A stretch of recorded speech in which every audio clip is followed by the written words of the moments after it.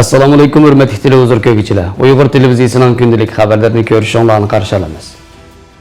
Xitoy axborotlari koronavirus bemorlarining saqayotganligini tashviq qilmoqda. Gollandiyaning Stolok shahrida Sharq Turkiston davosida navbatdagi fursat va imkoniyatlar haqida yumaloq ustal yig'ini ochildi. Afg'oniston talibanlari bilan Amerika kelishimining muhim nuqtalari. Turmush bilimlaridan savat. Tövəndə dehqonlar xabarlarimizning tafsiliy mazmunlarida bo'lsin. Koronavirus bilan qazo qilayotganlar har qaysi illat ko'rilayotgan paytlarda Xitoyning yerlik axborotlari, bo'libmi Sharq Turkistondagi Xitoy hukumat axborotlari rayon tavasida koronavirus bilan balniz qilingan bemorlarning saqayib chiqayotganligini tashviq qilmoqda. Xitoy xalq to'rining 1-martdagi xabarida 29 fevral atigan soat 0 gacha bo'lgan oraliqda Sharq Turkistonda birmi yangi yuqumlar bayqalmagan. Atalmış abnum rayon miqyosida koronavirus bilan yuqumlanib, hozirgacha balniz qilinganlar jami 76 nafar ekan. Saqayib doktorxonadan chiqqanlar soni 10 ga yetgan. Ularning 1 nafar Urumchida, 6 nafari G'uljida, 3 nafari ishlab chiqarish punktlariga tabiiy rayonlarda ekan. 1-mart kundagi ma'lumotlarga qaraganda Sharq Turkiston bo'yicha koronavirus yuqum gumoni bilan karantin ostiga ilinganlar 3432 nafar ekan. Uningdan boshqa rayon miqyosida hozirgacha jami 62 yuqumdor saqayib doktorxonadan chiqqanmish. 3 odam hayotidan ayrilgan. Tangirtaq to'g'ri 17 fevraldagi bir xabarda yuqumlanish gumoni bilan kuzatish ostiga ilingan kishilar soni 5245 nafar deb e'lon qilgan edi. Doirlar o'tgan 10 kundan buyon yuqum gumoni bilan kuzatish ostida turayotganlarning umumiy sonini xabar qilishni to'xtatgan bo'lsa-mu, bu sonning qisqa vaqt ichida birdan 2000 ga yaqin kemishi diqqat qo'zg'amoqda. Xitoy axborotlariga qaraganda Sharq Turkistonda yuqumlanuvchilar Qashqar, Xotan va Otish qatorliq Uyg'urlar eng zich o'ltiraqlashgan rayonlarda bayqalmagan. Wuhan virusi Iran, Italiya va hatto meditsinasi eng taraqqiy qilgan ellardan Amerika, Yaponiya va Janubiy Koreyada yuqumdorlarning jiniga zamon bo'layotgan sharoitda Xitoyning qaysi xil usullar bilan shuncha ko'p odamni davolab saqaytayotganligi hozirgacha noma'lum.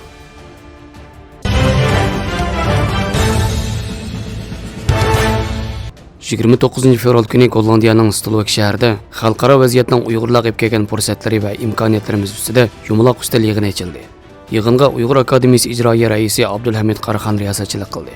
Yig'inda Soyibxon Uyg'ur radio televiziyasi mas'uli Abdusalom Niyoz ichilish so'z qilib, 2017-yildan keyin Xitoyning Sharq Turkistondagi zulmining ish berishiga agishib, xalqaro vaziyatning Uyg'urlarga olib kelgan fursatlari va imkoniyatlarini muhokama qilish maqsadida bir yakka kelganligini, Iroq yaqindan kelgan qarindoshlarga ko'pdan ko'p rahmat aytganligini bildirdi. Arqadan Yevropa Uyg'ur akademiyasi hayatlaridan doktor Aysajon Abidin so'z qilib, mazkur akademiyaning Yevropadagi qurilmasi va faoliyatlari ustida to'xtalish bilan birga Yevropadagi Uyg'ur ziyolilarini tashkillab, Sharq Turkiston davosining Yevropada kuchayish uchun xizmat qilayotganligini o'ttirib qo'ydi. Mazkur yumaloq ustal yig'ini Sharq Turkiston davosiga munosabatli temalar ustida qizg'in kayfiyatda bahs munozara qilinib, tushgan taklif fikrlar xotirlandi. Shundaqla munosabatli Sharq Turkiston tashkilotlari va aktiv faoliyatchilarga yetkazib berish qaror qilindi.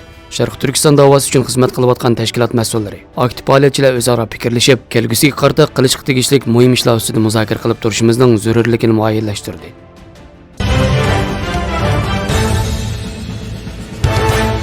o'n 18 oy davomlashgan suhbat va 20 yilga yaqin urushdan keyin Talibanlar bilan Amerika Afg'onistonning tinchligi va chet el askarlarining ayrilishini maqsad qilgan kelishim imzoladi. Uyg'ur agentligining xabar qilishicha, Qatarning poytaxti Dohada imzolangan kelishim Amerika askarlarining 14 oy ichida Afg'onistondan ayrilishi, oldingi 135 kun ichida Amerika askarlarining 13 mingdan 8600 mingga ozayishi talab qilingan. Taliban rahbarligidagi Afg'oniston Islom Amirligi 1996-yili markaz hukumat qurib, 2001-yili sentabrdan keyingi hujumda bayram bo'lgan. Amerika yo'lab chiqargan Afg'oniston hukumatiga qarshi izchil qarshi turib kelgan. Afg'oniston hukumati Talibanni qonunliq siyosiy partiya deb e'tirof qilib, birlik hukumat tashkillashga qatilgan bo'lsa-mu, Taliban Amerika ishg'olchi qo'shini bir kun chiqib ketmasa, bir kun tinchlik yo'q deb rad qilgan. Amerika garchi Talibanni terrorist tashkilot deb qarab, Afg'oniston islom imoratini e'tirof qilgan bo'lsa-mu, Taliban 70% Afg'oniston zaminini kontrol qilib kelgan. Amerikaning 18 yillik urush davomida 2400 askar o'lib, trillion dollar chiqim qilgan. Biroq Bin Ladenni yo'qotishdan boshqa hech qanday amaliy natijaga erishamagan. Amerika Afg'onistonda tinchlik barpo qilmay, demokratik, erkin davlat tiklamagan. Amerika tiklagan Afg'oniston hukumati e'tirofga erishamagan. Mazkur to'xtamda Amerika har bir modda degudek Taliban va Afg'oniston islom amirligini e'tirof qilmaydiganligini ta'kidlab tursa-mu, to'xtamni imzolashga majbur bo'lmoqda. Amerika 1 yil ichida Afg'onistondan butunlay chekinib chiqqan taqdirda Afg'oniston tinchlik erishishi notayin. Xuddi Iroq va Liviyadek Afg'oniston talibanlari hamon Amerika tiklab bergan hokimiyatni o'rish uchun tirkishidi. Undan boshqa Afg'onistondagi Shia, Sunniy to'qinishlari, milliy qabilaviy ziddiyatlar, shimoldagi Tojik, Ozar, o'zbeklar bilan janubdagi Taliban boshliq qo'shinlarning o'rtasida ishga urush portlashi mumkin. Sovet 1989 yili Afg'onistondan chekinib chiqqanda, Sovet tiklab qo'ygan hokimiyatni e'tirof qilmaslik natijasida Afg'onistonda 6 yillik ichki urush portlab, Taliban o'tib chiqqan. Bu qitim Amerika tiklab qo'ygan qo'rchoq hukumat Amerikaning harbiy va iqtisodiy yordamidan ayrilsa, uzoqqa bardoshlik bera olish natoyin. Agar Afg'onistonda ichki urush portlasa, Xitoyning Ipak yo'li qurilish ta'siriga uchrash ehtimolligi zo'r. Bu kelishimning e'lon qilinishi bilan bir vaqtda Amerika davlat tarafidan e'tirof qilinmagan va Taliban deb atalgan Afg'oniston islom amirligi tovandik tadbirlarni qo'llanib, ba'zi tashkilotni o'z ichiga olgan har qanday guruh yoki shaxsning oldini oladi. Afg'oniston tuprog'idan foydalanib Amerika va uning ittifoqdoshlarining bexatarligiga tahdid solgan shaxs, guruh yoki davlatlarning Afg'onistonda harakat qilishiga qat'iy ruxsat qilmaslikka, hamkorlashmaslikka, qabul qilmaslikka va'da beradi va amal qiladi.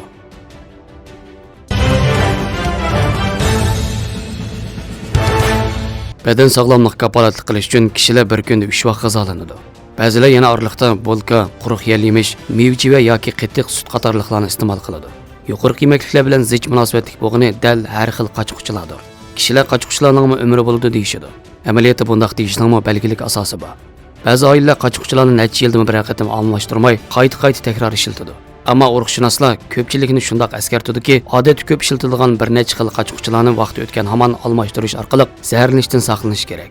Yog'och cho'klarda yeriq paydo bo'lganda darhol almashtirish lozim. Kishilar yog'och cho'k ishiltish jarayonida tishlash, yuqori temperaturdan o'tkazish va yuvish qatorliq omillar tufaylidan vaqt uzargan sari cho'klar asali yerilib ketadi. Diqqat qilish tegishli bo'lgani shuki, yog'och cho'klarning yerilgan o'rnini pokiz tozaligi bo'lmaydi. Kishilar yemekliklarni qisish jarayonida yemeklik qoldiqi asolli yeriq orasiga kirib oladi. Buningga yuqori temperatura va namlikning ta'siri qo'shilsa, yemeklik qoldiqi asolli ko'kirib qoladi. Vaqtida bayqayolmasak, seriq aspergillus zamburg'i zaharlik modda ajratib chiqaradi. Bu xil modda jigar yallig'ini keltirib chiqaradigan bo'lib, ko'pchilik ehtiyot qilish kerak. Shuning uchun yog'och cho'k ishlatganda odatda 3 oydan 6 oygacha vaqtda bir qatam almashtirish kerak. Oshxonadagi yemeklik to'g'raydigan taxta ambalda yeriqchi paydo bo'lsa yoki ko'kirib qolsa, dal vaqtida almashtirish kerak. Taxta ambal kishilar oshxonada doim ishlatadigan saymonlarning biri. Ba'zi oilalar bir necha yildan bir qatam taxtani almashtirmaydi. Agar siz oilada taxtani muvofiq holatda saqlasangiz, 6 oyda bir qatam almashtirsangiz bo'ladi. Agar ishiltish jarayonida taxtada yeriq paydo bo'lish, ko'kirib qilish qatorliq ahvollar ko'rilsa, baldirroq almashtirish zarur. Undaq bo'lmaganda seriq aspergillus zamburg'ining zaharlik modda ajratib chiqarish imkoniyati nihoyat cho'ng bo'ladi. Bu xil zaharlik modda kishilar e'tirof qilgan rak paydo qiluvchi bo'lib, jigar rakining yuz berish xavfini oshiradi. Bexatarlikni ko'zda tutib, ko'pchilikning taxtini vaqtida almashtirishni tavsiya qilinadi. Ko'mish qochqich ishlatuvchilar qochida qaradab qilish ahvoli ko'rilsa, darhol almashtiring. Ko'mish qochqichida tomoq yeydigan kishilar nihoyat oz. Agar sizning oila sharoitingiz ko'mish qochqich ishlatishga yor bersa, undaqda qochida qaradab qilish ahvoli ko'rilgan hamon uni almashtiring. Ko'mish qochining qaradab qilishining sababi uningda mis diti shakllanganlikdir. Bexatarlikni ko'zda tutib, bunday qochini ishlatmaslik kerak. Amaliyotda bahosi arzon, sifati ko'rkam qochqichlar yanada parpur qochlar bo'lib, oson buzilmaydi. Ishiltish vaqtimi bir qadar uzun bo'ladi. Xabarlarimizni ko'rganingizga rahmat. Ko'rishgacha omon bo'linglar. Xayr xo'sh. Allohga omonat.